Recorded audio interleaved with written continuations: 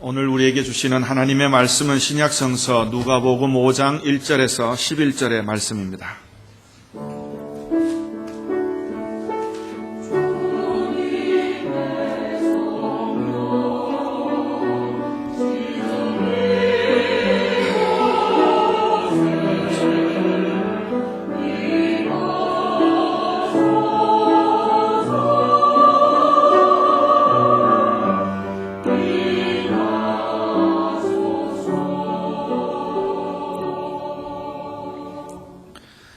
무리가 몰려와서 하나님의 말씀을 들을새 예수는 게네사렛 호숫가에 서서 호숫가에 배 두 척이 있는 것을 보시니 어부들은 배에서 나와서 그물을 씻는지라.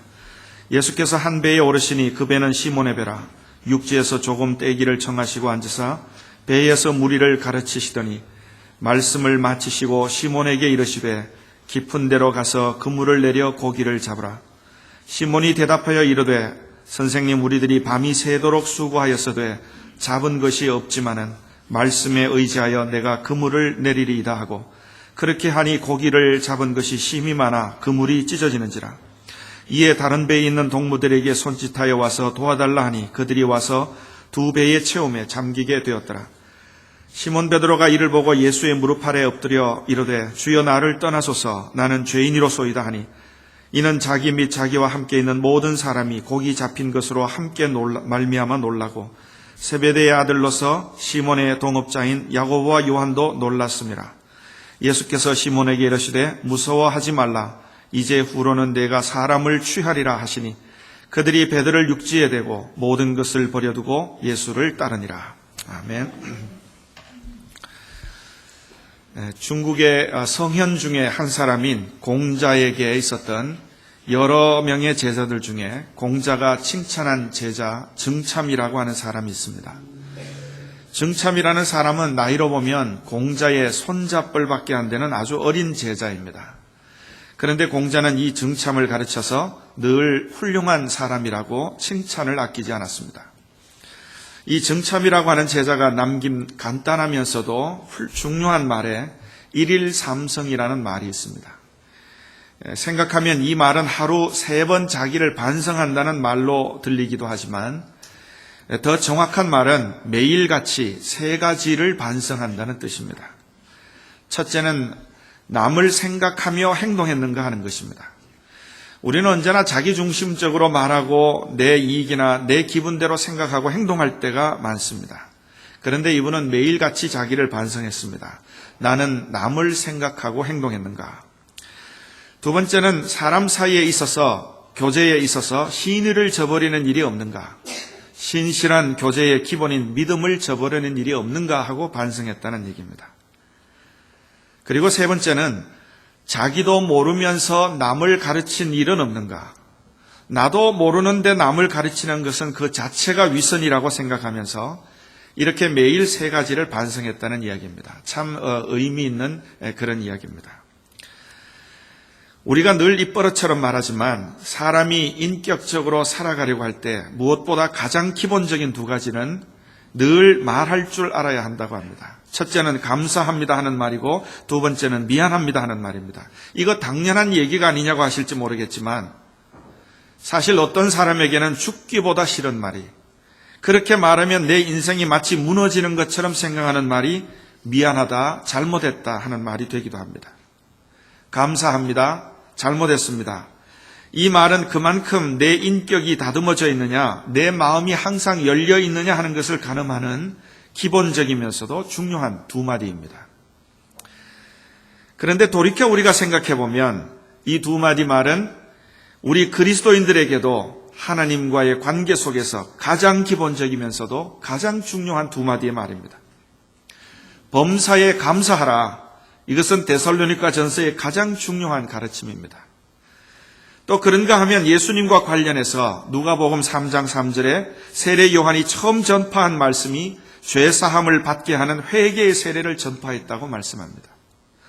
또 예수님께서도 복음을 전하실 때에 마태복음 4장 17절이나 마가복음 1장 15절에 의하면 그 첫 번째 말씀이 회개하라, 천국이 가까이 왔느니라 하는 말씀입니다.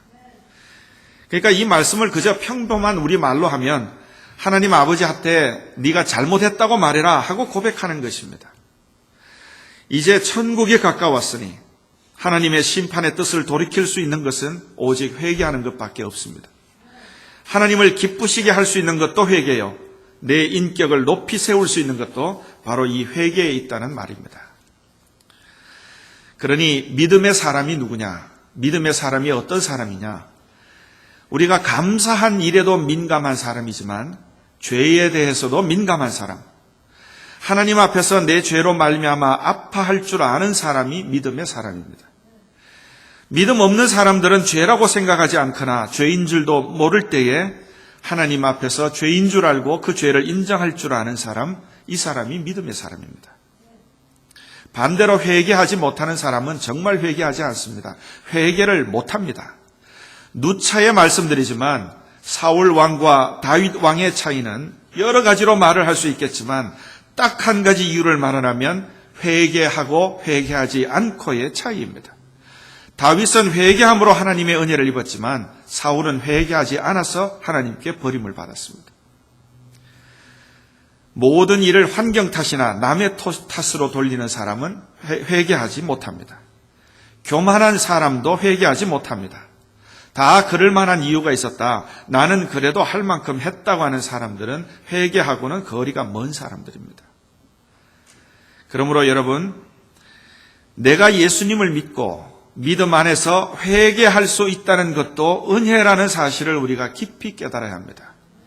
회개가 깊으면 깊을수록 은혜는 높아집니다. 회개의 깊이와 은혜의 높이는 이렇게 반비례한다는 것을 늘 기억해야 합니다. 성경의 복음서들은 예수님이 그 사역의 초기에 제자들을 부르셨다는 것을 말씀해 줍니다. 그 중에서도 누가복음의 오늘 본문 말씀은 베드로와 그 형제를 제자로 삼으시는 말씀입니다. 오늘 성경 말씀이 전해주는 이야기는 그 자체로도 참 드라마틱한 장면입니다. 그런데 오늘 말씀 중에 참 특별한 말 한 가지는 물고기를 다 잡아놓고 베드로가 예수님에게 주여 나를 떠나소서 나는 죄인이로소이다 하는 말입니다. 어찌 보면 물고기 잡은 이 상황에 전혀 맞지 않는 이야기입니다. 지금 베드로가 무슨 잘못을 했다는 얘기겠습니까? 오늘 이야기의 전말은 아주 간단합니다. 예수님이 가버나움에서 많은 귀신 들린 자와 병자를 일일이 고쳐주시고 이제는 호숫가에 오셔서 말씀을 가르치십니다. 베드로의 배에 앉으시고 육지에서 조금 떨어져서 가르치셨다는 걸 보면 바로 바닷가까지 많은 사람이 몰려왔다는 것을 알 수 있습니다. 무슨 설교를 하셨는지는 적혀 있지 않지만 아마 복음서 여러 군데에 적혀 있는 말씀으로 짐작해보면 오늘 이 말씀도 예수님의 설교는 힘이 있고 능력 있는 말씀이었을 겁니다.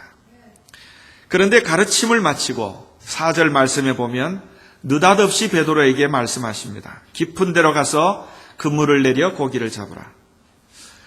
예수님이 설교를 다 마친 다음에 설교와는 전혀 관계없는 말씀을 그것도 유독 베드로에게 갑자기 하신 것입니다. 웬 이 뜬금없는 말이겠습니까? 베드로의 입장에서 본다면 베드로는 지난밤 고기 잡던 일을 이미 다 마친 상태입니다. 그물을 정리하고 이제는 쉴 때입니다. 다 마친 일을 다시 하라는 것은 대단히 귀찮은 일이기도 하지만 지금은 고기 잡을 때가 더더욱 아닙니다. 그런데 이게 웬 난데없는 말이겠습니까? 이 말씀을 어떻게 해석하고 어떻게 베드로가 받아들여야 하겠습니까? 이 예수님과 베드로 사이에 미묘한 생각의 차이를 한번 상상해 보시기 바랍니다. 베드로는 예수님이 자기 집에서 장모의 열병을 낫게 하신 분이라는 것을 알고 있습니다. 직접 보았습니다. 또 많은 사람들의 병을 낫게 하시고 귀신을 쫓아낸 놀라운 능력이 있는 것을 알고 있습니다. 이런 예수님의 능력을 아는 많은 사람들이 지금도 예수님 앞에 지금 있습니다. 그렇지만 지금 하신 예수님의 말씀은 액면 그대로 받기는 너무나 타당하지가 않습니다. 그래도 어부는 내가 어부라는 것입니다. 그런데 지금 목수이신 예수님이 어부를 가르치려나 하는 것인가? 이 말도 안 되는 겁니다. 아무리 예수님의 설교에 은혜를 받았어도 지금 예수님이 하라고 하시는 일은 이치에 맞지 않습니다. 경험적으로 봐도 상식적으로 봐도 불가능한 이야기입니다. 이거 어떻게 해야 되겠습니까? 결국 베드로가 이렇게 말을 합니다. 선생님, 우리들이 밤이 새도록 수고하였어되 잡은 것이 없지만은 말씀에 의지하여 내가 그물을 내리리이다. 여기 이 말씀에 의지하여 하는 말은 예수님이 말씀하신 것이니까 완전히 믿는다는 뜻이 아니고, 쉬운 말로 하면 그렇게까지 말씀하시니까 한 번 더 그물을 쳐보겠습니다 하는 말입니다. 이 베드로의 말 속에는 누가 들어도 흔쾌하지 않은 심정이 묻어 있습니다. 그런데 결과는 베드로의 상상을 넘어서 2배가 넘도록 고기가, 2배가 가득하도록 고기가 잡힌 것입니다. 여기에 예수님의 깊은 은혜가 담겨 있습니다. 여러분 한번 생각해 보시기 바랍니다. 베드로가 믿고 순종했습니까? 아닙니다. 베드로가 아무런 의심 없이 그물을 내렸습니까? 그렇지 않습니다. 그냥 장모의 병을 고치시고 많은 귀신을 물리치신 그 능력 있는 선생님이 말씀하시니까, 지금 많은 사람들이 호수 앞에 모여 있으니까 이거 가당치도 않은 이야기지만은 그냥 한 번 더 해보기는 하겠다는 말입니다. 그런데도 예수님은 베드로를 책망하지 않으셨습니다. 바리새인들은 믿음 없는 것을 대단히 책망하시는 예수님이지만은 베드로가 믿음 없는 행동으로 그물을 내렸다고 이 믿음이 적은 사람아 하고 꾸짖지도 않으십니다. 너는 왜 장모의 열병을 고쳐주고 귀신을 내쫓는 나를 의심하느냐, 화를 내시거나 불쾌한 심정으로 가지고 고기 한 마리 잡지 못하고 수치를 당하게 하신 것도 아닙니다. 이 믿음 없는 행위에 대하여서 예수님은 침묵하십니다. 아무런 말씀도 없이 예수님이 다 받아주십니다. 그냥 그물을 내린 베드로를 다 수용해 주시는 것입니다. 여기에 예수님의 은혜가 있습니다. 예수님이 제자로 부르시는 베드로에게 지금 요구하시는가? 예수님이 제자가 되는 베드로에게 가르쳐 주시려는 것은 무엇이겠습니까? 순종입니다. 순종의 힘을 지금 가르쳐 주시려는 겁니다. 순종이 곧 믿음이요, 믿음은 곧 순종입니다. 그런데 여러분, 베드로의 순종은 불완전합니다. 의심이 섞여 있습니다. 우리도 마찬가지입니다. 그런데 성도 여러분, 여기에 예수님의 깊은 은혜가 있습니다. 주님의 은혜는 의심이 하나도 없는 100% 순도의 순종에만 임하는 것은 아닙니다. 비록 의심이 섞여 있더라도, 순도 100%의 순종이 아닐지라도 순종하는 그 자체가 은혜를 담는 그릇입니다. 여러분, 이 사실을 깊이 명심하시기 바랍니다.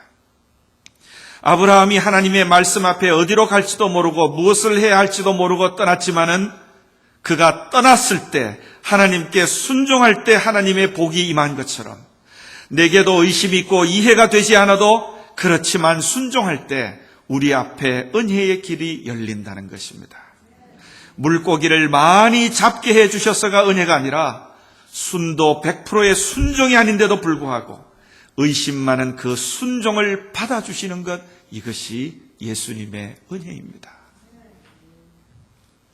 사람들은 예수님의 능력으로 물고기가 많이 잡힌 기적에 놀라고 관심을 가질 수 있습니다. 많은 이익을 얻었으니까 복 받았다고 좋아할 수도 있습니다.